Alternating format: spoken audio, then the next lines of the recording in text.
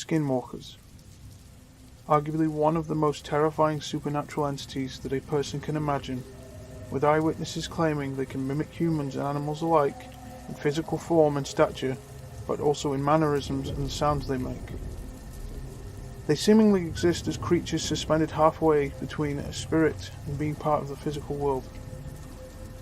Although it is not clearly known what they are or may be, what we do know is that as the internet, smartphones and social media has proliferated over the last decade, there has been a huge uptick in people recording, reporting and posting about unexplainable events involving what people believe to be skinwalkers. These stories are usually shared by individuals seeking comfort amongst their fellow witnesses. Of course, there's a possibility that some of these people may be recording hoaxes or reporting fake stories even. But what about the stories that aren't fake? What about the stories that are 100% real and are truthful testimony? In this video, I will be delving into eyewitness accounts where alleged skinwalker activity took place, the effects it had on the individuals, and their stories. If you have a story of your own that you'd like to share, my email is in the description below. Story 1. Weird stuff happening at a cottage in the middle of nowhere. For context, I'm at my cottage in the middle of nowhere. Nearest town is around 20 to 25 minutes away, surrounded by forest, and only neighbour is family. Weird stuff has always been happening up here, but never specifically to me until now. It's always unsettling up here, especially at night. Maybe because you really can't get help down here even if you needed it. My encounters started around last year. I was sleeping in my bed, which is a bunk bed, on the top bunk, which backs onto a window so you can see outside if you turn your head back a bit. It was around 5 or 6 in the morning, and I woke up early for whatever reason, I don't remember. Anyway, as I'm lying in bed, I hear this blood-curdling scream coming from outside.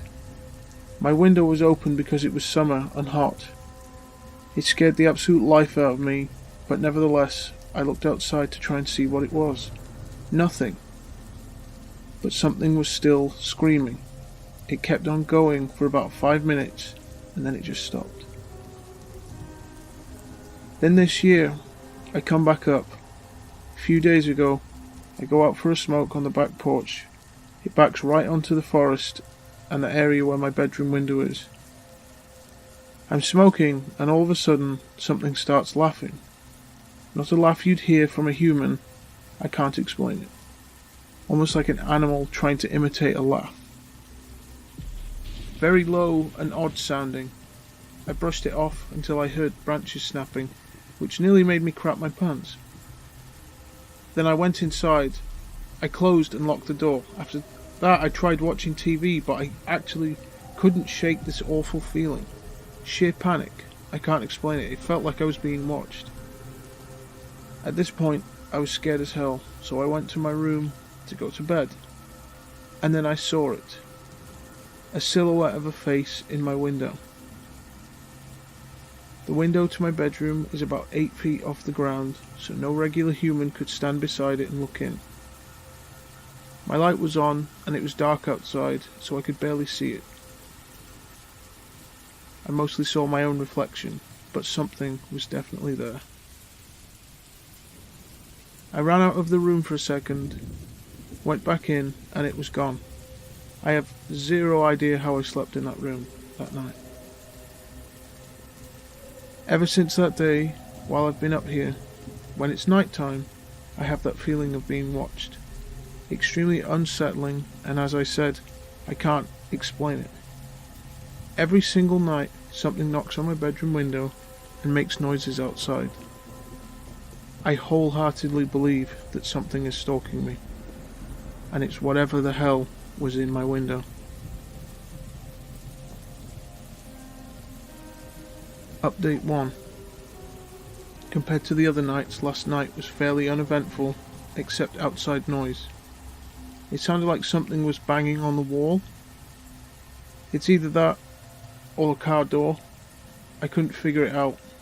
I have one car in my driveway, mine, and nobody else was here last night. The sounds were coming from right outside my bedroom window. Weird stuff. Update 2. Still alive, lol. More banging outside my window and some holes in the gravel driveway, but otherwise, nothing. Boarded up my windows and didn't leave the house after sunset. Seems to do the trick. Update 3. I survived. I'm home now, sick as hell, but I'm alive. Weird experience, and I definitely won't be returning.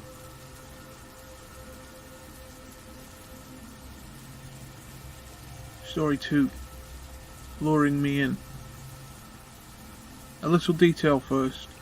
I live in the Ozark Mountains. I have about 63 acres of land on a mountain, and I'm about 20 minutes from both towns near me. My house was originally a cabin built in the 1800s that someone had built onto. I don't have much more knowledge of the house because all that paperwork burned in a courthouse fire. Weird stuff has always happened in and around the house, but those are stories for a different time. Last year, around February, I had this huge argument with my husband and decided to go hike up the mountain to cool off. My husband went to work on his Jeep, and my 5 dogs and I went up the mountain. Normally, my dogs run around through the trees, but they always keep me in their sights. This time, they stuck very close to me. I noted it, and just assumed it's because they knew how upset I was. We made it to the clearing, and it just seemed so still up there. I felt a little uneasy, but I ignored it and climbed up to our deer stand. I sat there for about 20 minutes and took some pictures, and I looked down to see my dogs at the base of the tree, standing in different directions in alert stances. Then, the feeling of dread washed over me. I scrambled down the deer stand and walked across the clearing with dogs in tow. I did not want to run because we have predators. All of a sudden, I could hear loud whistling. I stopped in my tracks. My dogs are now on high alert and are all standing behind me to my left. My husband's voice came from that direction. He was screaming my name like something was wrong. I can't not describe the fear that came over me. I continued to walk down the mountain and walked over to my husband and asked him what was wrong. He looked at me confused and told me he had no idea what I was talking about. I kind of forgot about this moment until today, but I woke up to loud whistling outside my house at about 4:40 to 5 a.m. It was the same whistle I used to call my dogs home. Parts of the whistle were wrong. All of my dogs were inside, and my husband was still asleep. Part of me told myself to go and check it out, but a voice in my head said to stay in bed. I listened to the voice. Story 3. We experienced something very unsettling in the desert. Hey guys. Everything I'm recounting in this story here is 100% true. I'm not going to try to persuade everyone that this is a for certain Skinwalker or anything, but this crept everyone involved in the story out, including me. A pretty big skeptic when it comes to this sort of thing. I posted this here because I have no idea where else I could turn to. I'd like to apologise for the length of this story in advance, as there's a lot that needs to be mentioned to set the scene. Here goes. It all starts when a couple of friends, who I will refer to as Q, R and S, and I wanted to go and have a guy's vacation camping somewhere back in May 2021. As a little backstory, Q is my best friend and S was R's younger brother. We chose a spot that we'd been to once before, but when we got there we decided to drive out another 3-ish miles away from the previous destination. The area wasn't extremely in the middle of nowhere, as some of you might think. There was a dirt road wide enough for a decent-sized truck to go up and down the road with ease. Once we decided on a place to camp, we realised that not a soul was in the general area for probably another mile. The only evidence that there was anyone near us was the distant sound of gunshots, as shooting was allowed in this area at the time. The only things alive in the area we could see were larger than a bird and were grazing cattle caged in by a fence. One of the main activities we would be participating in was trapping coyotes. For those of you who don't know, coyotes don't require a tag to kill, and you can hunt as many as you want, as they are extremely quick to reproduce. We set up the traps about 500 yards away from our campsite in a valley that a creek was running through. We could tell that this was a bottleneck for the coyotes to travel through, as many game trails were coming down into this choke point, and we were certain at least one coyote would come through. We set up the traps and then headed back to our campsite. We got back and the sun beginning to set. Being the middle of May, the sun was out in full force where we were at, approaching nearly 100 degrees Fahrenheit. We are already exhausted from hauling around heavy trapping gear, but this heat was just making it worse. It got to the point where the only thing we could do was sit in what little shade we had and wait for a couple of hours until the sun was down. A few hours later, the sun finally sets and the temperature begins to drop. We search around with our flashlights to find any dry sticks, a dead sagebrush on the ground with the cows mooing in the background. Once we get our fire lit, we sit around and are laughing, reminiscing on old times and just being happy to be around each other. A few minutes go by and we're all just sitting around the campfire in silence when we hear a strange high-pitched whine. I remember S asking R what the sound was, and R tells him it's probably just a coyote or something. The sound keeps persisting, and whatever was making it was getting close to the campfire. Every 10 or so seconds the creature would call out. We went from laughing at it to just being confused the more we heard it and the closer it got. Then, when we hear the thing call once again, probably about 40 feet or so in front of me, it's silent for only about 5 seconds this time, and not even kidding, we heard the same call but this time from only like 20 feet behind me. This might not sound scary to a lot of you, but at that moment, it was chilling. We all scrambled up and we were feeling paranoid, so R assembles his .22 rifle that he brought with us. Then, out of nowhere, the creature is back to where it once was, about 40 or so feet in front of me again. We are all spooked and confused on how this is even happening. While Q, R and S are talking, I pull out my phone, tell them to shut up, and try to record the sound that this thing is making. We all decide to try and follow the noise to see if we can find anything. It seemed to be leading us somewhere, but we weren't sure. As we followed, the thing was keeping a good distance between us, no less than 40 feet at a time. We crossed the cow fence, which was quite a task because it's coated in barbed wire. It's a bit strange too, because that creature crossed through it without any sound. It kept pointing us in a direction that was leading us to another creek, but as soon as we got there, we heard it from about 50 foot up a hill, which no animal could have done in that short time without making any noise. We'd gotten shaken up by the whole thing, so we just went back to our tent. As soon as we got up, however, Q pulled me aside and mentioned that he'd thought he saw something duck down when he shined his light into the hill that the creature was leading us to. Throughout the night, we kept hearing that thing circle our tent, making those whining noises the entire time. We ended up spending another night there, with the same things happening, but no harm came to us. The whole thing was just super unsettling. We didn't end up catching anything on that trip either. Now before any of you ask, I'm going to clarify some things. This took place in a southeastern county in Utah. The place we stayed was near a small town called Vernon. We're almost certain it wasn't a cow. Cows are loud and clumsy animals. I mention this because none of us heard any movement, and even the baby cows can't moo that high. At least not from the ones we heard. Also, how could it have crossed a fence? They had also gone around a hill to a different side of the owner's property. We were completely sober during the entire campout. None of us have even done drugs or drank. Maybe the heat, exhaustion could have had a hand in it. We were able to find some coyote tracks, but we weren't sure if they were there before or after that night.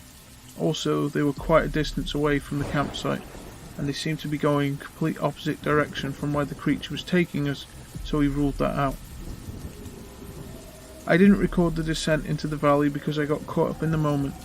I wasn't thinking about much other than trying to figure out what the creature was. Also, my phone was very close to dying. It was most likely a coyote. That's what we thought at first. But coyotes don't sound like that. They also usually travel in packs and are extremely loud. They sound more like high-pitched dog barks. There is a chance that it was a bird, and that's the theory that I'm trying to tell myself. It's just strange though, because no other birds were out that night. We are fairly certain it was just one creature, but the truth is we don't know for sure. But I'm going to assume there was just one, because the sound never played at the same time from two different areas. Also, when we had heard it from directly behind me, it never came from there again, only straight in front of me, leading us into that creek and beyond. I am very skeptical it was some kind of skinwalker, but I honestly have no clue anymore. I did a little research on the area we stayed a few months after the whole ordeal. The area we were camping in was old Gashute territory before the Spaniards came into the valley back in the 1600s. I looked, and there are hardly any Gashute legends that I could piece to something like this. I've been trying to do some research, but I haven't found anything else like this. Does anyone have any ideas on what this could have been? Story 4. I think a skinwalker tried to lure me and my sister. I'm not the most versed in skinwalker lore, but I know the general idea of them. I have a well enough grasp to assume that this is the right place to post this. I'm currently on vacation with my sister and parents up in the Colorado Rockies, and today we went on a hike through the northern 10-mile creek trail. It's a beautiful location. Once we got out 2 miles and out into the forest, the energy just felt weird. I constantly felt like something was watching me from the tree line. My parents have been avid hikers their whole life, and they weren't weirded out. I just kept going and tried to ignore the feeling. At around 2.5 miles in, my sister and I decided to tap out and wait for them to finish the trail. My sister and I didn't realize it would take too long, as we thought it was only about half a mile left. The trail actually continued for another mile. We expected them to be back in around 30 minutes, when it would have been more like an hour. After 45 minutes, we get nervous that maybe one of them had slipped and fell. We decided to go up the trail a bit more to see if we could see them. We stopped for a quick break, and I kept thinking I heard their voices from further down the trail. All I could pick up was their general vocal registers, no actual words. I kept saying to my sister that I thought I heard them every few moments, to which she just kept changing the subject. I did have the thought that, hey, there's definitely a shot there's something out there mimicking their voices, as I'm a very paranoid person, so I just forced myself to stop thinking about it. My sister said we should go back to the trailhead and wait for them. It was starting to get a little dark, and neither of us are physically or mentally capable of staying out in the mountains all night alone. As we went back down the trail, we barely talked and avoided looking back. I felt like I needed to run. Our parents were thankfully fine and met us down at the trailhead a little over an hour later. My sister and I didn't talk about it till after dinner, where she brought up the skinwalker possibility first. There's a very good chance we were just paranoid, but the thought definitely lingers. Too long didn't read. My sister and I kept hearing our parents' voices on a hike when they were over a mile ahead of us.